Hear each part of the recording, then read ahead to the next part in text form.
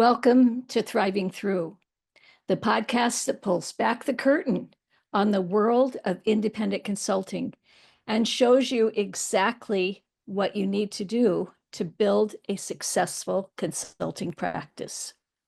I'm AJ, I'm your host, and each week I dive deep into the real life stories of self-employed consultants who have transformed their expertise into thriving businesses.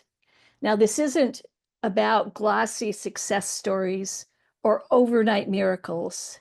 This is about the grit, the strategies, and the resilience it takes to build a consulting practice that is not only financially rewarding, but also personally fulfilling. From navigating the feast or famine cycle to landing dream clients, from managing the unique challenges of entrepreneurship to creating systems that support your business, I'm covering it all. Each episode features a candid conversation with consultants who've been where you are. We share their stories, their insights, and the hard-earned lessons that transform their business into a thriving practice. So whether you're just starting out, looking to level up as a consultant, or wanting to reignite your passion for consulting, this podcast is for you. It's your weekly dose of inspiration, insight, and strategies that will pump you up and motivate you for the rest of the week. So grab a cup of coffee, get comfortable, and get ready to learn, get inspired, and most importantly, to thrive. On today's Thriving Through podcast, I am interviewing Paige Webster of Webster Global Site Selectors. Welcome, Paige. I'm really delighted that you're guesting today on the podcast. Thanks so much. I really appreciate it. I want to jump right into the questions. Okay, yeah. What was your path to becoming a self-employed consultant? Well, I started with another consulting firm and worked for probably about 12 years in industry. Worked in public sector and private sector. And at that time, the gentleman that owned the consulting firm was going to retire. And so I was not ready to retire. And so I needed to find out what I could do. I knew I could do our services just as well. I just needed to break away and started that path in 2013. Would you say that was the defining moment? Your partner deciding to retire was a defining moment that made you go out on your own? Oh, yeah, most definitely. It always takes, I think, in consulting or starting your own business, you have to have a foundation. You can't, sometimes people break away and try to create a consulting firm or even their own company without really having the knowledge. And what do they say? Within the first 3 years, your business will fail. But I think I had the background in again, the base, the knowledge, and the foundation to go ahead and start my own consulting.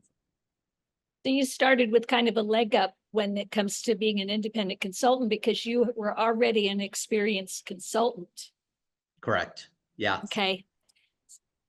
But running your own consulting business is different. So give me a story or two about the biggest challenges you've faced and how you've overcome them.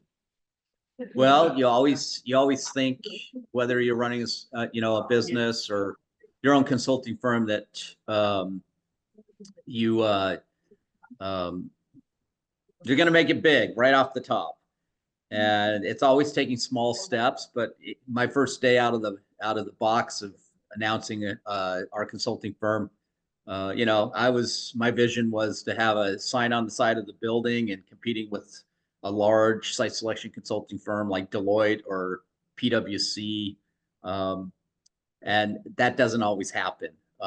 So I really kind of move forward in trying to hire and bring on some other consultants to try to bring that consulting firm up by a level of number of employees. And then COVID hit, and that gave me a time to relax or review that I was spending more time training than I was really having the individuals go out and uh, build the pipeline of sales. So a good learning experience. I've only got 3 people now, and it's much more manageable and it's much more easy from that learning experience. I also have gone to actually recruiting students in their second and third year, or third and fourth year in college, so that we get the training done, and they are typically interns. And then as they continue to get through the training process, they're ready to come on board with full speed. Oh, cool. Okay. So it's sort of, you have the internship program as a way of training your future employees. Correct. You mentioned a few minutes ago about the cyclical nature of consulting in revenue. How have you, I mean, that's so typical. So many self-employed consultants really struggle with the feast or famine. They're Correct. either slammed or they have nothing, so that they don't have a predictable monthly income. So for self-employed consultants who are listening to this, I want to reinforce something that Paige is doing in his company, and that is these annual conferences. They are another source of income.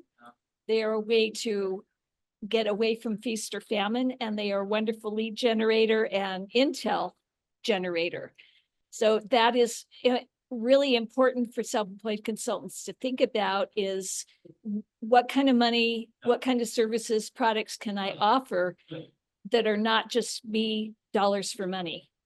Let's talk a little bit about, you talked a little bit about this, and I want to go more into depth, is that you really, as a self-employed consultant, you've got 3 buckets: the business development, otherwise known as sales and marketing, generating leads, generating proposals, RFPs. Then you've got the actual client work.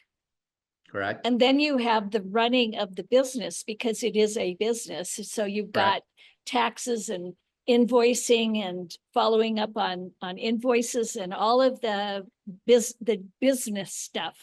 Yep. Right. How do you manage, what percent, if you look at it sort of an average week, what percent of time do you spend on each of those, in each of those buckets, would you estimate? So I would say that probably, I would say probably 70% is generation lead time. I would say 10%, maybe 20% would be actually writing, sitting down and writing during a week. But again, it could be all different hours. I mean, I might wake up at 1 a.m. and say, oh, this is something I need to put into a study that I'm doing. And then I would say 10% is probably administrative.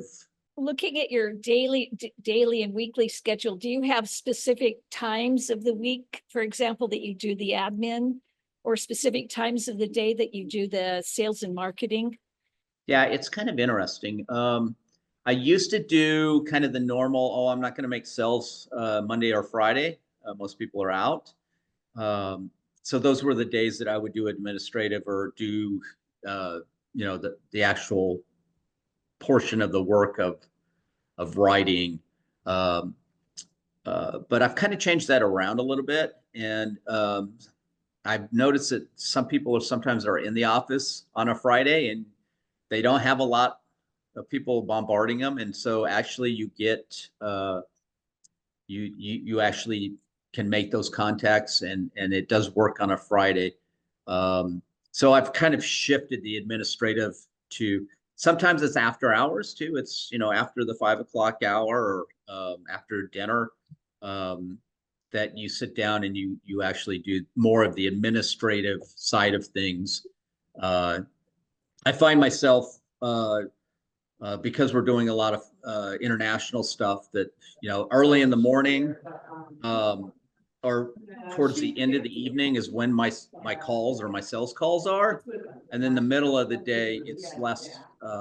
It's not as quite as busy, and so that's where I find my time putting in the administrative or writing reports.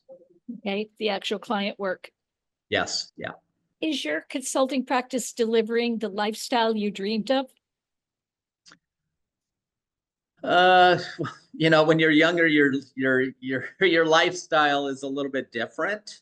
I would say yes. Ultimately, I mean, quality of life is good as a consultant. You always have a job, but you also have to wake up every morning and look yourself in the mirror and say, you're the one that's making it or not. Um, there's nobody that you're not going into a corporation or a company again, knowing that if you put in your time, you're going to get that paycheck. I mean, it's a dog eat dog world, and you have to basically you look at yourself in the mirror every morning and say, okay, well, I can slack off or I can hustle and make it work. And it takes really strong attributes of your own persona to do that. Yeah. And Yep. if you get up and you say, oh, I'm going to slack off today, then you can't whine and complain the next day that you didn't get a contract because you're slacking off. Yeah. You don't get paid for mental health days Yeah, when right, you're right, when you're a self-employed consultant. right. Yeah. Do you think that you're ahead or behind of where you wanted to be by now? 15 years in, are you ahead or behind? I would say you asked me that question once before, and I really say that I'm kind of where I want to be. I'm well known around the country and the world. This call center industry sector is new. We started it in just after COVID. So it's a new sector that we're working in. I would say I'm a little bit behind the eight ball on that sector, but it also puts more, I would say, pressure to learn as much as you can about that sector. Um, and it's rewarding because at the end of the day, it's a quick learning curve. But once you start understanding it, then it can be put as part of your portfolio to help companies that are looking to expand in that sector. Okay. What sets you apart from, you talked about, they're the big PwC, Deloitte, big companies. And then would you consider yourself kind of a boutique? Yes, yeah, Yeah. exactly. So Thanks for the word. why should somebody hire you over a Deloitte? Yeah. So what I've found is that um, uh, they're going to be talking to me, the principal of the firm. We're not um, driven in specific layers. Um, so let's say on the site selection side, a CEO is going to be talking to me um, to make those sound decisions. Where you're probably, if you were to go with a larger firm, you're probably not talking to the CEO of Deloitte. You're probably talking to a project manager, or you might even be talking to um, uh, a project associate. Um, and I just think that the customer service, I don't know, even know if it's called customer service, but I think it's just a level of playing field that um, you're going to get better service, and you're probably not going to have to pay the billable hours that those large firms charge. Okay. So it's cost related as well. That sounds like a pretty compelling story. Yeah. Save the money and get better service, better deliverables. Yes. Yeah. Yeah. Where do you see your practice now, fast forward 5 years? 5 years. Where do you see your practice in 5 years? Yes. I would say that we're going to build a team, but it's going to be building a team differently than what I did when I first started. And really, ultimately, um, with the associates that are going to be coming on board, Obviously, there's an exit strategy, and hopefully, if they like what they're doing and they want to continue on, that maybe they can take on the company name without the last name. In 5 years, I'd like to say I'm retired, but as an entrepreneur, you never really retire. So then you might, I might be in an advisory role versus really managing the firm, if that Okay. makes sense. Yep. Interesting point is, do you have a succession plan, or do Correct. you, I mean, I didn't have a succession plan. So when I was like him, when I closed my consulting company, I That's closed it. it. I didn't Yeah. sell it. I didn't pass it on to someone else. It was gone. Yeah. It just And disappeared. Yeah. yeah, sounds like you have a more, more planning for succession. Yeah. I mean, you've got a book of business. So why not? There's a value there. Um, and so why not take that book of business and let somebody else start with it and try to bring them up to speed. I think there's enough transition in our field, in this consulting field, that you can do that. However, there's also in this line of business too, is that some of the bigger PWCs, they'll acquire. So that could be an option too. I'm not in those talks right now, but they see the value of what I've done as a small boutique consultant. And so that acquisition of either the book of business or even the talent maybe, and you see that in banks. Let's talk marketing a little bit, or AKA business development. Sure. What works for you? Oh, I'm in all types. To be honest with you, everybody, I think in consulting, you probably should have a presence of a website, but I would say that I've had less than 1% of leads come from my website. And it's because I'm not selling a widget, I'm selling a service. And so having the relationships, and that's really what this business is all about, relationships. But you still, you have to go and spend $5,000 for a website to have kind of that technical presence out there. But other forms of marketing would be we do a ton of posts on LinkedIn. That's cheap. It just takes some time to do it. Uh, we have, I work with some different publications that are in our industry. And sometimes it's interesting. Sometimes you have to pay to write to be put in the magazine, but sometimes there's a collaboration or partnerships where you'll get an article written in a publication or a newspaper. Uh, and then, of course, what parlays off of that is once that's published, then you post that on LinkedIn or other social media aspects. I would say that we don't do any marketing, like through Facebook. But I know that there's a lot of consultants out there that do that uh, in their local markets, which I think is fine because you're still getting that message across. Let's see, what other advertising do we do? We hand out a lot of shirts like, oops, wrong side, shirts like this. It's just getting the logo out and uh, building that brand. And it's brand building that takes. And I'll be honest with you, when I first started, probably the first 5 years, I wasn't doing any brand marketing. But the more you do, I think it just establishes you as more of a sound firm. That it's not just a flyby consulting um, project. Hmm. So it looks more professional. Let's see what other things. We haven't done any advertising on in radio or television. I mean, ultimately, if I were to get to the size that I would like our firm, I would love to, be able to throw our logo on a Formula One race car or a NASCAR or something like that. But those costs are prohibitive right now.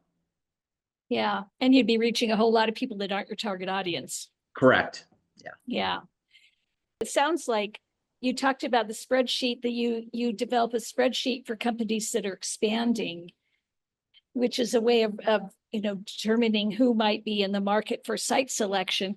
Do you then do direct outreach to those people, those companies? Yeah, so we've done some different approaches. This year's been actually kind of trial and error. Uh, we've actually partnered with some call centers to make phone calls to introduce us. We've done email blasts, and honestly, uh, with the trial and error that we've done, I really just believe that if you can connect with them on LinkedIn, they're actually looking at social media quicker than they are even at their emails. And 70% of them aren't picking up a phone, or it just goes into voicemail. So social media, I think whether I probably should do a little bit more with the X or what's the other one? I'm not even on it. Um, Instagram? yeah, yeah. I think LinkedIn is still a good professional social media route. Yeah. That for business to business, Yeah. to my opinion, LinkedIn still makes the most sense. Yeah. And B2C, maybe it is, your Facebook or your Snapchat or whatever. But ultimately, I think, like you said, B2B, I think it's through LinkedIn. And that's how we met.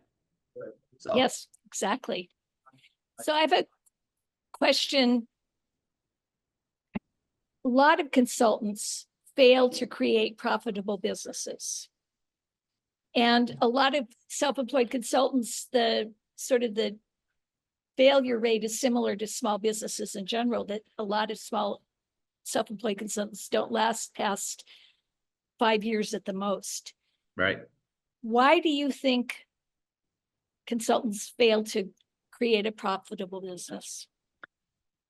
I learned one really good thing. I dabbled in real estate, and that's self-employment when I was younger. And I had a really good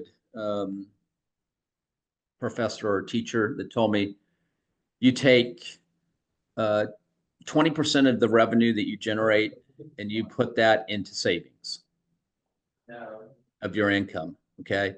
And when you take that 20%, that should cover your taxes, and it should also cover a little equity in your business. And if you continue to do that, and you have a model of really managing your money, um, and that's not that 20% is not to say, hey, let's put it back into the business, because then you've got the other 80% that you can roll back into your business to continue to grow. But I think it's just super, and basically in real estate, what they said was take 20% of your commission and put that aside for paying your taxes, because a lot of people that are self-employed don't think, they just continue to create revenue, but then they will put it back or they'll spend it. And then when tax time comes around, they're like, oh my God, I've got a $30,000 um, tax bill. And they don't have that money. Then they're like scrambling to say, hey, how am I going to pay those taxes? And then you're in arrears. But then you're also taking a portion of it, of that 20%, to build the wealth. Yeah, that makes really good sense. Yeah, And as a segue into the last question, sure. what advice do you have for other self-employed consultants? Yeah. When I first started, I make sure that you have a business plan, and in that business plan that you have a vision and you have a mission of what you're trying to accomplish. Uh, a lot of people say, oh, I don't need that. I just can go out and start a business. But I think you really need to have, it might be in your head, but if it's down on paper, it really provides you stepstones of how you're getting to uh, even your first year. Um, and really, what I did was I did a 5-year plan. So not only did I do a yearly plan, but I did a 5-year plan from a standpoint of knowing where I was going to be year 1 to where I wanted to be year 5, and put it down on paper. It takes a little bit of time, and sometimes you don't know, but those 1 year plans lead into the 5 year. And then you can go back and look at each year of what you did, what you didn't do. There's always somebody out there that's willing to help, and use your network, and get advice from your colleagues. I think that the most important thing has been, I even pick up the phone and call my competitors. Even if it's something administratively that I don't understand internally, I'll call, and you got to rely upon other consultants, because we're all going through it the same way. It's just a matter of, where do you get those answers? And sometimes books don't. Sometimes books are more institutionalized, where you can pick up a phone and call a competitor and say, hey, this is an issue I'm having. And if they know, if they've gone through the same thing, they're going to tell you what they've gone through. And then you can figure out, is that the approach you want to take? So use your network. Use your network, ask Yes. for help. Yes. And mind your finances. Those are the kind of the big things. And the important one, you devote a lot of time to business development. So, that's a secret to success that you have that so other self-employed consultants can learn from. Yes. And a Yeah. second, additional revenue streams. There are all sorts of things that you do. You're a good role model. Well, and diversification. If you put all your eggs in one basket, and that basket gets pushed over, all your eggs are going to be broken. So diversify. And I've always looked at it as that's the way I'm going to manage my consulting firm too, is to diversify a bit, so that you're not always having to feel stressed that you're not going to make that next contract. Thank you so much, Sure. Paige Yeah. Webster. I really appreciate that you were a guest on the podcast today. So Yes, thank you for having me. Thank you. Bye. Bye-bye. Well, that brings us to the end of another episode of Thriving Through. I hope today's conversation has given you not just inspiration, but practical, actionable insights that you can apply to your own consulting journey. Remember, building a thriving consulting practice isn't about following someone else's blueprint perfectly. It's about finding your own path and staying true to your vision while learning from those who've walked similar roads. If today's episode resonated with you, I'd love to hear about it. Share your biggest takeaway on LinkedIn and tag me. Leave a review on your favorite podcast platform. Your feedback helps other independent consultants find our community and join this conversation. And don't forget to hit subscribe to ensure you never miss an episode. Each week, we'll bring you more honest conversations and practical strategies to help you build a consulting business that works for you. Until next time, keep pushing forward, stay curious, and remember, you're not just surviving in consulting, you're thriving through it.